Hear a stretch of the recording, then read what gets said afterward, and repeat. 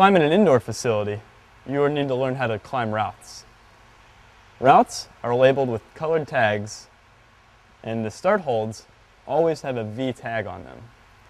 What climbing a route means is confining your hands and feet to the colored tags in order to ascend the wall.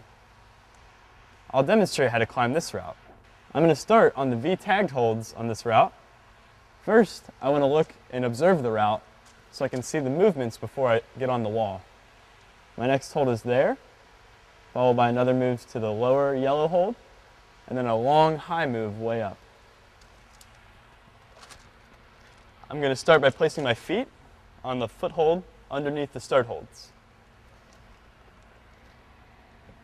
I'll reach out and walk my feet over.